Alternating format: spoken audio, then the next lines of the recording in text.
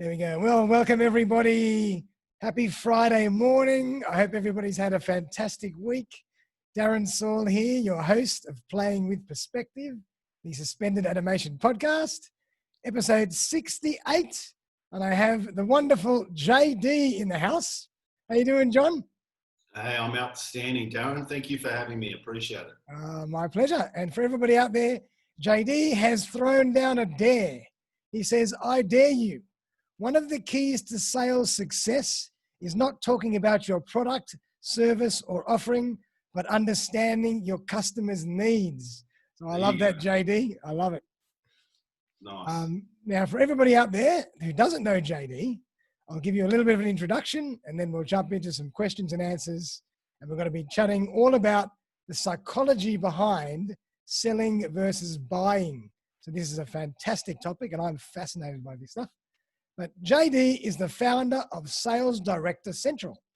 At Sales Director Central, they make founders sleep at night by realizing their revenue dreams. He is a sales director for multiple businesses, as well as an in-demand public speaker, consultant, mentor, and coach to thousands of salespeople. So welcome again, JD. Oh, thanks, Darren. Really nice to be here with you. My pleasure. Having thrown down the dare, I now can't talk about my stuff. So I don't know what we're going to talk about for the next 45 minutes. All right, we'll have to come up with something. We will. So now, JD, tell us a bit about you that we don't already know, that I haven't introduced. So I spent 20 years of my career selling software predominantly, obviously in the IT industry. Right. Fantastic bed of learning, Darren, because for the bulk of it, when you're selling software to businesses, you get to find out about business. Yep. And so, I had the real privilege of being able to talk to all sorts of businesses in all sorts of different industries and understand kind of how they tick. Yep. And if I look at my sales career, I went from being the person that I now coach people not to be and doing that okay, yep. pretty well, yep. to thinking the challenge I have that I continually talk to everyone about is how do you improve what you're doing? So you talked about Sales Director Central. Thank you for that lovely introduction. Oh, my pleasure. My business partner and I, every time we have a discussion, the question I continually ask is, how do we do this better? What do we do differently to improve wherever we're at? And I've done that from a sales perspective. So I mentioned to you a moment ago, I was lucky enough to interview Mike Bosworth, who's the author of Solution Selling last week. Great book. I've read the book years and years ago. Fantastic book. Yeah. He was my second sales methodology. I wanted to say he was my first on the call, but he was my second one. And he called himself the sales philosopher. And I really like that tag because it's how I think about selling. I've had the luxury of the last 16 years in my other business to see hundreds and thousands of sales teams and sales individuals and just challenge everything they do. Yep. Really, why do you write a proposal? Yeah. What a great question. What is a proposal? Why do you write one? Why do you write a proposal? Why do you even want to enter sometimes into that method of competition in a way? Right. So there's only one reason why you write a proposal, and that's because the customer can't buy without it. There you go. Yep. So what should be in the proposal? Whatever the customer needs to buy. Yep. Exactly. So that's kind of an example of why do we do a presentation? I do. We're getting a little off where we were going to go with the dare, but I do a lot of win-loss reports with my customers. Yep. Where I ring someone up and we've either won the business, my customer's either won the business or lost the business. I'm ringing the prospect up. Yep. And there's a question I'm fascinated with, which is when you did the presentations, when you looked at the 4, 5, 6 companies, the 3 on the short, whatever it is, did all the presentations look the same? It's a bit of a leading question. Right. And the predominant answer is, yeah, they did. Wow. Yes, there's different features, functionality, there's different differences in it, but you can throw a blanket over most things. I spoke to a CEO recently who told me that the reason they bought the company, the software they did, was these guys listened to them and they repeated it back. That Oh, was a there you go. And that's I know, competitive advantage. oh, absolutely. And I work with another, and I know, and I work with, and I've had the honor of having him on my podcast twice. Lovely guy called Steve Jensen, Steve Dr. J Jensen. He's a Right. fantastic sales trainer. And that's one of the things he religiously says. When you communicate, you have to actively listen, repeat back what you just heard, so the customer knows that you've actually been listening to them. It's such a powerful message. There's often, I get to speak to all sorts of salespeople. And when I'm talking to someone, particularly in what we call a discovery phase, right? The first time when you're meeting a customer, yep, and you're understanding their needs and requirements and trying to figure out where they're going to buy them. I'm always fascinated by the salespeople who decide not to take notes because they can remember it all. Yeah. And again, it's not down the path that we talked about, but I often say to them, I'm not sure what mark you got in your HSC, VC, whatever you did, but doctors get really high marks. They're super clever people. Yep. Why do doctors write down your stuff when you're talking to them? Exactly, because it shows you that they're listening.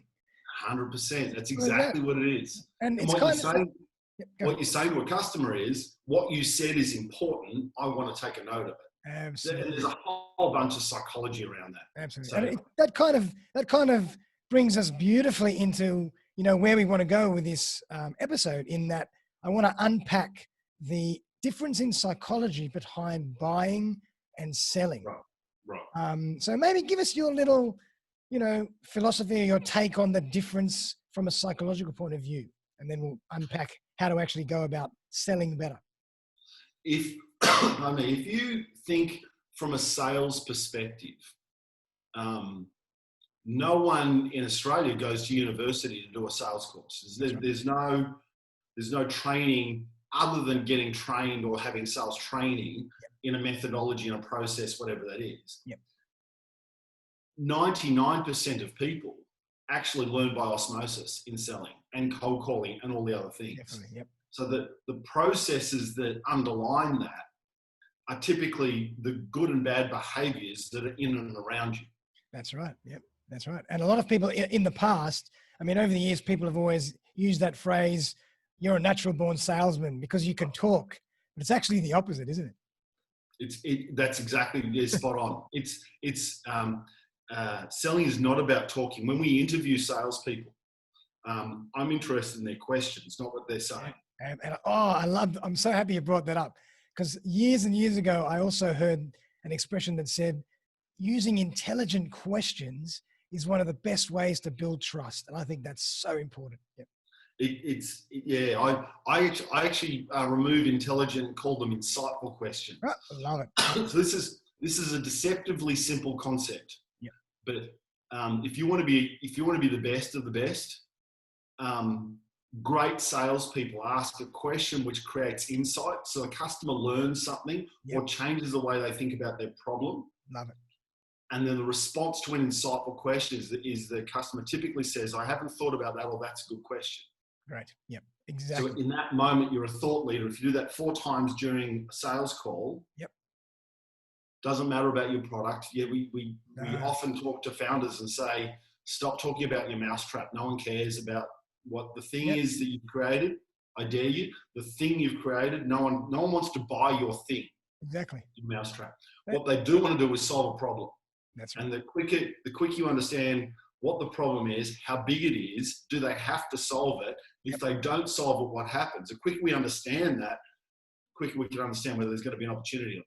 That's right. And it might not even be, you might not even identify a problem that is solved best by your solution. You might just refer them to another solution, but you will still have earned incredible respect. And down the track, that will come back to you in some way. I had a prospect call maybe 2 weeks ago with a guy. We got a meeting with this guy. We offer a money back guarantee, which is very alluring to a lot of people. And the person who got the meeting is great at having a phone conversation with someone and making them want to meet us. So that's all good. Yep. And I was talking to him and I said, is there anything that's going to block you achieving your objectives and targets for the next 12 months? Yep. And he said, no, there isn't. There you go. And I'm like, well, where do we go now? Yeah. What do I do now? There's nothing to sell. Right. Exactly. Well, I'm going to say it a little differently. There's nothing for them to buy. True. I like that. Yep. So, we talked about selling and buying before. One of the things I often talk to groups about is stop tracking the sales process, because that's irrelevant. Whether you've done a presentation or done the proposal we talked about before or not, yep, it doesn't matter. How is a customer going to buy, and what is that buying cycle or evaluation cycle in Mike Bosworth's book, Solution Selling? What does that evaluation cycle look like? How do we map ourselves to that? Yep. So if you think about 99.9% of CRMs has a 7, 8, 12, 5-step sales process, which identify what we're doing. Gotcha. Yep. Our product, our company, it really doesn't matter.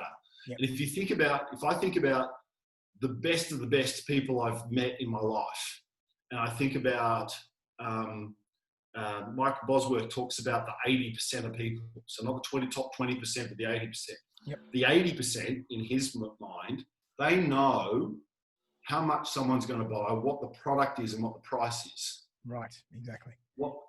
All about us. What they don't know or don't have a good handle on is who's going to buy, what is the problem, and what happens if they do nothing in the next 12 months. Yep. So that's the buying cycle and sales cycle right there. If we understand more about the buying cycle and that process, we're just going to get better. In fact, let me ask you a trick question. Go for it. What's the only thing we measure in sales? When we measure, are you asking what do we generally measure or what we should measure? What we generally measure. Let's go with that. Generally measure is sales results, is revenue. Sales results. Sales results. So I'll challenge that. I don't believe it's sales results. I think it's time. Yeah. In sales, we measure time. If you spend more time with people that have to buy, yep, you'll make your number. You make your target. Love it. If you spend more time with people who might buy, you probably won't make your number. Wow. And I tell you, I studied sales heavily over the years. And one of my favorite mentors from a sales training point of view is a guy in America called Jeffrey Gitomer. Ever heard of him? Yes, I know. Yep. And I've read all his books, and I'm totally down with his philosophy. And one of the things I learned is that you really also have to practice engaging and identifying buying signals, because too many salespeople get so used to selling. Sometimes we just need to shut up because the person's already ready to buy, and we can overdo it because we're continually flogging our product and features. I remember going on a sales call, man, this must be 20 years ago, yep, maybe 25 years ago. And this guy had 25 slides in his deck. Yep. And I'm in the meeting with him. He's a subject matter expert, which is why I've invited him to this opportunity. Yep. And about halfway through the deck, the customer was ready to do something. Yep. And I'm going to say it was buy. And Steve hadn't finished the slides. Yep. So we went from a buying mode to boring mode super quick. To get out of the office mode. Yeah. He killed it. He completely killed the thing. Yep, so true. And Jeffrey, in his book or in one of his presentations, he actually tells a story about him sitting in a cafe, I think in a restaurant or a cafe, listening to a process like this. And then it was so unbearable that he just had to go up to the salesperson and say, "Mate, stop. He's ready to buy. Shut up." So it's fascinating. I've got the luxury. I go to cafes a lot, meet a lot of customers in cafes, and sometimes if I'm not working with a client, I'll just sit in a cafe because I get energy from people. Yep. And you can see a million miles away that job interview. Yeah. You can see that, and that's a sale of a different sort, right? But you can see it, like you can just the questions, the structure, the style, their body language. And I love seeing all that stuff. I love that process of engaging with someone. Selling is fundamentally communicating. Absolutely. I'm so glad you said that. I think that's so true. Selling is communicating, and so much of communication is actually non-verbal. Right. That's 100%. Yeah. So it's fascinating just to observe the world around you, because at the end of the day, we're all selling something. We're all trying to influence some kind of agenda. We all have something that we're trying to achieve. And it's fascinating just to watch how that pans out.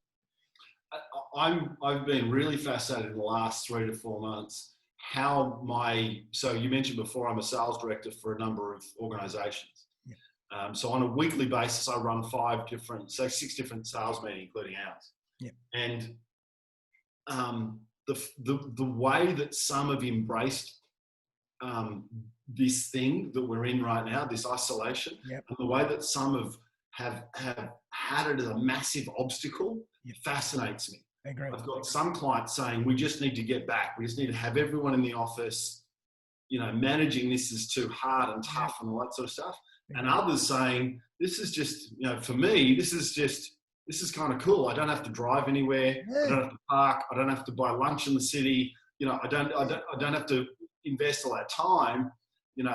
Before our chat, 10 minutes ago, I was doing something else in a different part of the house. I don't have to, Absolutely. all that sort of stuff. So if you understand the psychology of sales and the methodology of sales, all this is a change in communication method, nothing else. Right. Yeah. But that's fantastic. So, I mean, what would be, in your opinion, and how do you teach the real way or the most effective way to sell, right, after a conversation that we've just had? I often get asked the question, if we got a brand new sales team, what are the things that we need to do? Yep. And I want to accept my own dare and not talk about my mousetrap. Right. So I'm going to try and avoid talking about some of those things. But I think if you're new to selling, I'm going to challenge you to be business curious. Okay. The people that do really well, really, really well. I've done work with a guy, Microsoft and Infor are somewhat competitors in some different markets. He took an $18 million order out of Microsoft. Yep. And was told to leave a room because he was a competitor. Wow. The really good guys understand business cadence, and they've got a curiosity around why you're doing, Mr. Prospect, what you're doing right now. Gotcha. And challenging that. The Challenger Sale was a great book that came out 5 or 6 years ago. And so if I'm new to selling, I want to start just asking loads of questions, being that really interestingly curious person. And I'm going to come back to the dare. Okay. If I think of my career, I started out, like I said, doing the dog and pony show, doing the demonstration.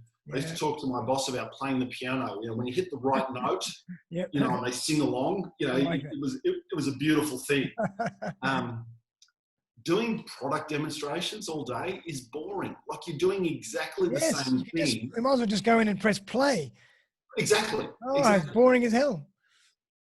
When I look at proposals, we talked about proposals before. I love looking at a proposal with an organization when I'm doing a review. Yep. And I'll challenge the sales director or the business owner, saying, how much of the document is about us and how much is it about them? Yeah. Because if it's all about us, you've missed the point. That's right. Completely missed the point.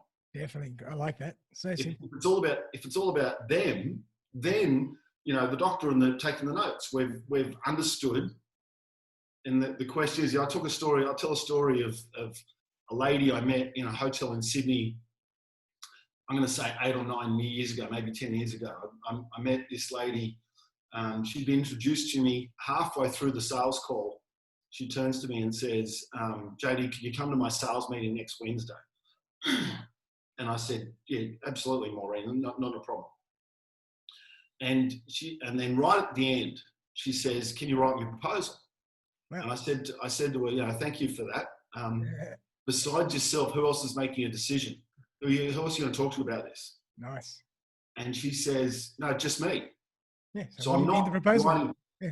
Right. Exactly. I'm not writing the document for your partner, life, business. You're not writing for someone else. I'm writing for you. Yep.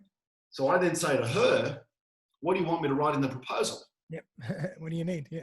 And she didn't know how to respond to that. So we're playing this really interesting dance, haven't been engaged yet.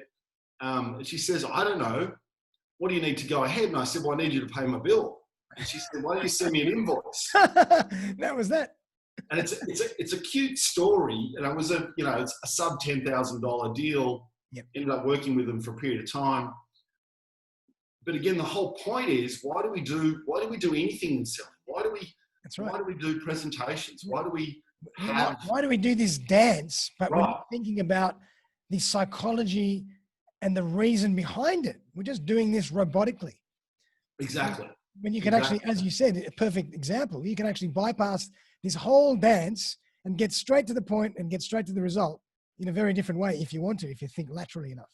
I got a guy I've been working with for maybe 3 or 4 years. I've known him so I worked with Sam in another business, right. And he's gone to his current employer. And I want to say it was in our second or third session where we started talking about the way, I hate the term, the way he goes about it. I started talking about how he engaged with the customer and what that looked like. Yep. And he said to me, JD, when I sit down with a customer, I know the 4 things they've got a problem with. Right. Yep. So I just get straight to the 4 things. Yep. And okay, Houston, we got a problem because you're telling the customer stuff now. Yeah. We're not engaging. We're not understanding. We're not understanding their view of what that looks like. So the fact that we know that is awesome because it means that we can structure our questions to suit that. Exactly. Yep. And so again, Sam's gone from selling isn't telling, it's about asking insightful questions. So he's gone from telling and selling yep. to understanding and buying. Yep. And he is a gun in that organization. And perfect. And I think a great way to kind of finish that off would be to say, if you structure your sales process, or I'm not even calling it a sales process, I'll call it a information gathering process and an engagement process. If you do that properly, the sale will almost take care of itself. You won't even have to ask for it. That's there's a I grew up on a sales diet of Zig Ziglar and Tom Hopkins. Yeah, I know them well. And two of a number of great, yep. The greats. Some of the greats where you had a tape in the car, right? Where you put Zig Ziglar on, listen to his tape as you drove to Parramatta to do a sales call, whatever it is. Absolutely. Really good stuff.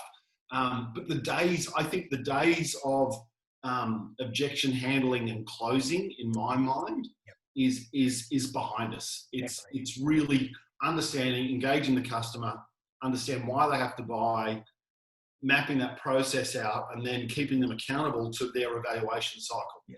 And the more you do that, you'll just sell more straight Absolutely. Out. Like for me, it's about, if you can establish that connection, that trust, that credibility strongly enough, then they will buy from you. And that's exactly what we're talking about today, is the difference between you selling and they buying. Because at the moment, everybody's bombarded with messages. We're all being absolutely inundated with, Skype calls, LinkedIn messages, posts, email marketing, SMS marketing, doesn't end. We just want to know where we want to buy our product from when we're ready. Completely. One of the things that we do, we talk to founders and business owners of companies that between $1 and $20 million that want to scale their business. Yep. And we go through a thing called the pain chain, which is also a term from Mike Bosworth. Now I think about it, but it's, here are the 7 things. If you've hired and fired a salesperson, that's good for me because, it's terrible for you because you're wasting money, but and there's a variety of things. Deals slip every month. You can't trust your pipeline, etc. By the time I've gone through that, if you tick most of those boxes, and I don't mean this to sound arrogant, but you need more than we need. You need us more than we need you. That's right. Right. And if you don't want to buy, that's fine. Yep. Right. But if you do, we're here, and we got a money back guarantee with the stuff that we do. So. If we get to that point, I'm not gonna close you. I'm not gonna, so I'll say to people, you buy when you're ready. Yep. Want to understand what that looks like. I want to manage to that. But just buy when you're ready. Yep. I love it. I love it. So true. And now you mentioned scaling, and I know Right. that you're quite passionate about that. So what do you think are the challenges for any business to scale these days? Is it just sales results, or what you call sales time, or is it something else? Yeah, the time. Yeah, there's a thing when we talk to founders. Most of the time, when we're in the smaller technology style businesses and others, not just technology, someone can sell it in the business. Right. Yeah. The founder can normally sell their baby. Yeah. They can because they understand the mousetrap. Yep. And one of the things we tell people to do is stop talking about your product because no one wants to hear about it. That's kind of part of another version of the dare. Yep. Start talking about your passion again. Yep. Because the passion is what people are trying to solve. That's so right. You're getting to the hub of what the problem is, not, we've got this in 3 different colors and it's fantastic and here we go. And, how many do you want to buy? Exactly. No, forget about it. So if we can get a founder to start looking at understanding the passion and why people are buying, yep, and reshape it so that they're not focusing too much on, hey, let me show you another demonstration. Most founders have this, it's almost a victim mentality. I need to prove myself to everyone because no one's ever seen my thing. Yeah, exactly. And if you don't see my thing, yep. And so what we try and do is say, okay, stop talking about the thing. Craft a series of questions and insightful questions, dare I say, that facilitate a better conversation around, hey, do you really have enough pain on it? Because if you're not in intensive care, we can't help. There's nothing you're going to buy. Yep, absolutely. And so do you think that the founders have to instill this psychology and passion into their sales team to really be able to perform so they can scale? Is that where the psychology is? Most of the founders that we talked about hired and fired. Most people think that finding a salesperson is as easy as putting an ad on one of the platforms, Seek, LinkedIn, name it, yep. Hire them. But most people hire someone and leave them to fail. Right. So, they understand technology. They understand the thing that they do. They're practitioners in that. Yep. What they don't understand is the framework and the processes required to understand a customer, a sales methodology, why they're going to buy, all the things that we've been talking about on this call. So, and then therefore they can't train salespeople. Right. Because, why can't you just do what I did? Yeah. Why didn't you close that? We did that demo weeks ago. Why haven't you got that across the line? So there's this inbuilt process because you're a founder. I love it when founders say to me, JD, I don't like selling and I can't sell. I'm like, okay, just remind me how much revenue you're doing in the business again. Where do you think that's coming from? Yeah, exactly. And then the growth that we get. I've got one particular guy that we've been doing work with for 4 years. I think we've increased between 30 to 40% year on year. Wow. And he's dramatically changed. Or he would flip a laptop 10 to 15 minutes in a presentation, and now we're not. Great. Fantastic. Which is great. But there's a learning to that, right? Because again, if you think about the organics or the maturation of a salesperson, yep, you're hearing what you're seeing. You're then facilitating good and bad behaviors. Yeah, absolutely. I mean, and agree. And sales methodology is continually changing. Tactics are changing because we have to adapt, like you just mentioned, in terms of periods like these. So we have to keep learning and keep challenging ourselves to make sure we're selling in the right way for the current environment as well. So let me ask you another question. Do you think selling's changed in the last 20 years? I'm going to answer that by saying I think the psychology hasn't changed, or the buying psychology hasn't changed, but maybe our behavior in terms of how we sell might have changed.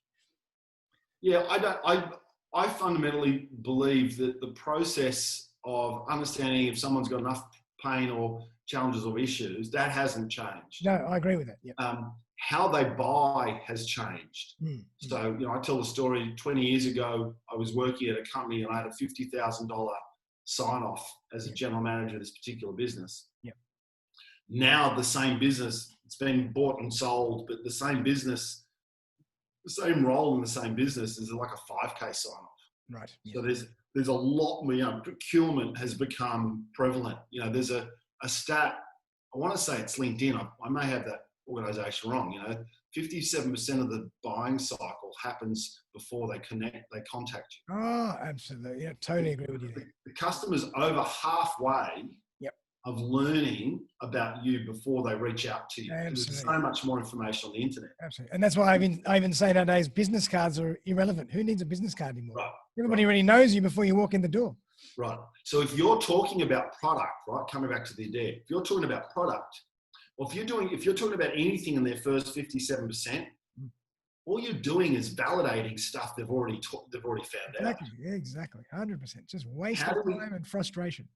How do we help them with the last mile? How do we help them make that final buying process? How do we help them with the business case? How do we help them drive that piece? Love it. Because if we can do that, we'll sell really well. And people will buy lots of stuff from us. Absolutely. And now I always love to ask my guests to give us one example or a case study of some kind to really illustrate this process. So maybe can you share an example or a case study, obviously keep it confidential, but just in terms of how the process might have worked or any challenges that might have been there until you changed the way a salesperson thought and then everything just ran smoothly.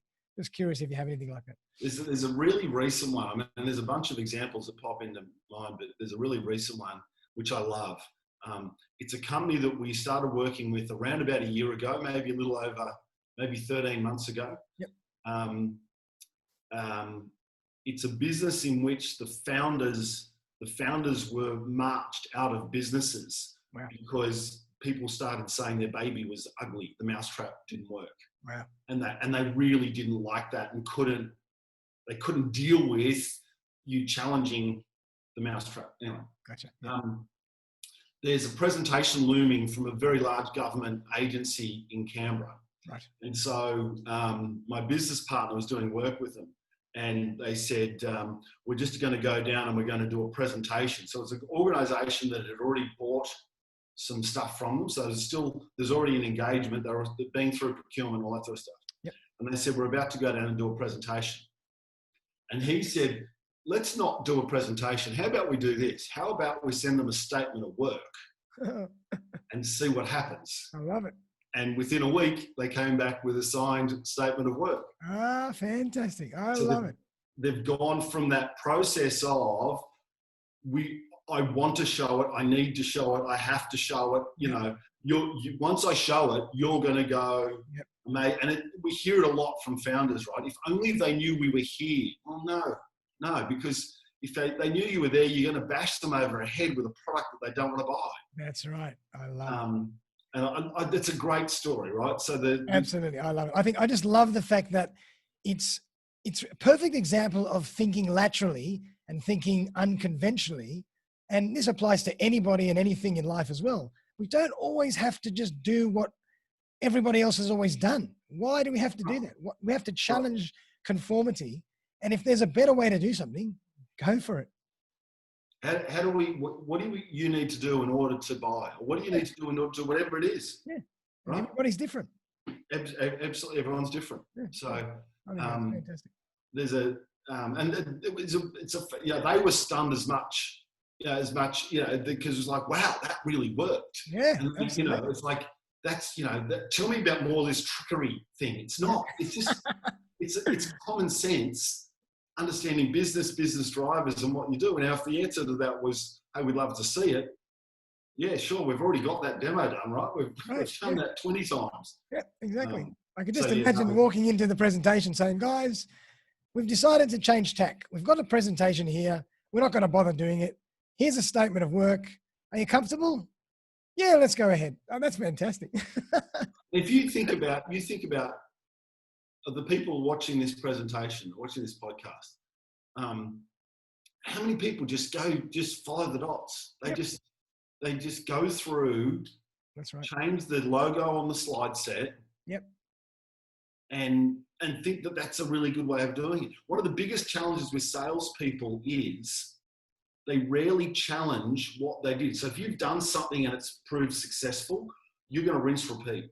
And unless you've got the mindset of challenging that, you're just going to keep doing the good and bad behaviors the entire time. Yep, your whole career, and we have to keep Doesn't make sense. adapting. We have to, because, the buyer's psychology is getting more sophisticated. Buyers can sniff out a salesperson much faster. We can sniff out, someone that's not credible, someone that doesn't really care about us within the heartbeat. So, that's what's changed. So I suppose maybe the methodology hasn't changed, but, certain nuances in how we execute need to continually be adapted to. There's a really interesting view. I was talking with Mike Bosworth about this. 20 and 30 years ago, I started my sales career 40 years ago. Wow. And the process from an IT perspective back in the day, you're really educating the buyer because they didn't really, the internet wasn't prevalent. There's a lot of what you were doing was saying, hey, here it is. And buyers wanted the education. Yep. So you could get a meeting with someone because that's how they learnt stuff. Exactly. Yep. I agree. There's just too many avenues to do that now. You can become, I've got a theory that you could almost become a chef if you watched all the chef shows on television. I wonder whether you could kind of get through, all of the requirements of actually getting the white hat. I like it. And that's really interesting because marketing nowadays has also changed. And marketing is about giving people information, giving them value, giving them the tools they need for free, building credibility and trust in the process. And when they're ready, they'll buy from you. So in a way, sales and marketing are starting to blend. Hopefully a bit better. Yeah, in that way.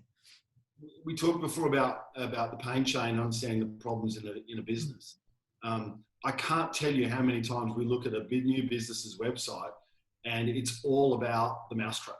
It's all about the thing that they've done. Definitely. And the challenge is you're not going to find many new prospects talking about your mousetrap. That's right. Yep. And there's a great, I can't think of his name offhand. Anyway, this American marketing guru, his name's Marcus Sheridan, fantastic guy and very strong marketer, very strong digital marketer, and very big into video. And he always says, in part of his presentations, he brings up a couple of websites of different customers. And he says, I love the way these guys have put their website together. Look at the copy. Everything is about the customer. You. There's nothing about what we do. And it's so powerful, so true. And so rare, unfortunately. So rare. Yep. It is so rare, right? 90% of the time, it's money for jam when we get engaged, right? Yep. I know your website's terrible. Yep. I know you don't have a sales methodology. I know you don't have a structured way of looking at customer data. Yep. I know that you're not rigorously looking at how you sell and challenging that process. Yep. So all we need to do, this is easy. I've just given you the keys to the castle, mate. Love it. All you need to do is understand that, implement that stuff. Yep. Hopefully, I said to someone the other day, they're looking at engaging, and I said, if you were in sales for 40 years, you'll probably know what I know. Yeah. Yeah. Can you afford to wait 40 years? Yeah. Or do you want to have it today? Yeah, absolutely. What's your view on video? Because Marcus Sheridan is really big on using video as part of your sales process. Right. What's your view on video? In using video in the sales presentations or as part of the process in some way? Yeah, no, I think again, challenging the process is one of the things that I do. I'm going to give a secret away. One of the things I do when I do a speaking gig. Yep. So I did a talk almost this time last week to a new organisation that I hadn't met before. Great. And then that day, I did a video standing in my backyard saying, hey guys, thanks for inviting me to your event. Here are the key takeaways, and here's the offer that I made during the talk. Love it. Put it on YouTube, sent it to people. I mean, it's just, and then 3 weeks later, hey, what's all the stuff that you said you were going to do? Yep. How have you gone with it? Like just checking in. I mean, there's so many ways of engaging and interacting with people that aren't you know, the old four-legged sales call, right? You get your pre-sale guy in IT, you go and meet them and do that. There's so many ways of facilitating. I've got a client that does everything video. Wow. So his proposals are video. Right. And they're personalized every time. Completely. That's Hey, Darren, we had a great meeting. Really love the fact you've done these 3 things in your business. Yep. Here's the stuff that we talked about in terms of the growth and things you need to be doing differently. And so it's a video. Awesome. I think it's fantastic. There's another client I've got at the moment. They create killer content for learning management systems. And one of the things I said to them is, why don't you do more of your own stuff for your customers? Yeah. So why don't you, another business does webinars. Mm-hmm. Why don't you deliver everything as a webinar? Why do you have to put it on paper? Why do you have to do that? Why don't you do everything? Why don't you deliver everything as a podcast? Yeah, like show your expertise at the same time. Yeah. Exactly. Yeah. And show them that's our process. Now everything we do looks like the thing that we do because we're an expert at what we do. And then it sells itself. And then people buy from it. Yep, I love it. So really, I mean, to come back to your challenge and your dare at the beginning is really just to get people to think about the sales process and the sales psychology and the buying psychology in a different way. Try and think about what your customer needs, what your customer wants, not just go down the trap of pressing, click, play, or rinse, repeat, and do the same presentation over and over again. Think about how you can really spark trust, credibility, and build that relationship and environment so they'll buy from you. Right. There's an interview I did about a month ago at LinkedIn Live. And one of the things that occurred to me is that most people, when they have a new salesperson, have an induction program, which is all the wrong stuff. It's all about, here's the product, here's how it works, here's how to demonstrate it, all that stuff. The way we do it. Yep. Exactly, right? let me set you up with a whole bunch of poor behaviors that will facilitate your sales career with us. Yes. I think an induction program is actually the time you get to spend with prospects. Yeah, that's fantastic. That's gold. I love that. If you were, in fact, we're hiring someone for a client, for one of my customers right now. That's great. And one of the things we've said is, how do we get this? It's going to be a lady for this particular role. I said, how do we get her at our desk at 2 or 3 clients for the first month? Love and it. just understand the cadence, the process, what happens, the meetings. Understand the market, understand what people are saying, all that kind of stuff. Yep. So if you think about an induction program really is fun. If you don't see many prospects in your first 2 to 3 months, that's your induction, really. Yeah. Because that's when you're doing your thinking. That's when you're in front of the customer and they say, hey, does it come in blue and all that sort of stuff. That's when you're doing the thing. Yeah. If you had 20 meetings in that same period of time, your induction would be so different. Your pipeline would be different. Everything would look differently. Fantastic. Well, JD, that's been absolutely sensational. I mean, we really dived deep into the psychology behind selling and what people should do and what people should, not do and try and get out of the habit of doing. If people want to get in touch with you to find out more about what you do and how you can help them with the sales process and whatnot, what's the best way for them to do that? Probably the easiest way there's two ways of doing it. One is the email is kind of simple. It's jd@salesdirectorcentral.com. Great. So salesdirectorcentral.com. Or on LinkedIn, I'm JD the Catalyst with a K. Love it. All right. So if you go to either, in fact, if someone from the show was to come back and they wanted half an hour of my time for free, awesome. We could facilitate that if they mention this podcast. Fantastic. Well, I'm going to put those links and details in the show notes for everybody, and everybody out there, take JD up on his challenge. And please. You got half an hour of his time and he's got 40 years experience in sales. So you're going to learn something. But JD, once again, really appreciate you coming on the show. It's been absolutely a sensational conversation. And I always like to ask my guest at the end to leave us with 1 or 2 tips. What would you say to salespeople today, right now, they can start implementing straight away, and that's going to change their sales behavior right after this call? The one thing I would say is, do you understand if your customer decides, if your prospect decides not to buy, do you understand the impact on their business? Do you understand the risk they're trying to mitigate? Nice. So just understand that. Just go back. Most of the time we understand, like I said before, we understand what they're buying, how much, what the price is. What we don't understand is why they have to buy, what the business risk is if they were to do nothing. The risk is if they don't buy. If you don't buy, just go back to the customer and says, I'm not sure I've got the risk sorted. One of the things that we talk when we're doing deal reviews with our clients, one of the things that I love getting across is, I'm not interested in what you think, I'm interested in what the customer's told you. Yeah.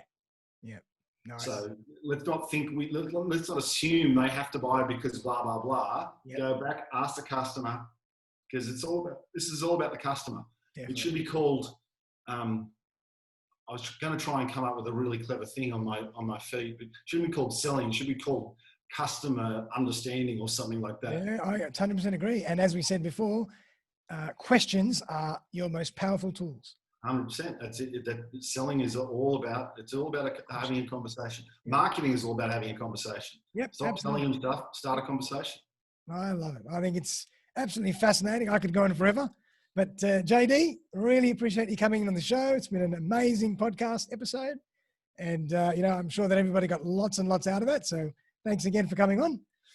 Thanks, Darren. Appreciate it. Appreciate your time. My pleasure. And for everybody out there, have a fantastic rest of the Friday, fantastic weekend. And we'll be back on Monday for another episode. And bye for now.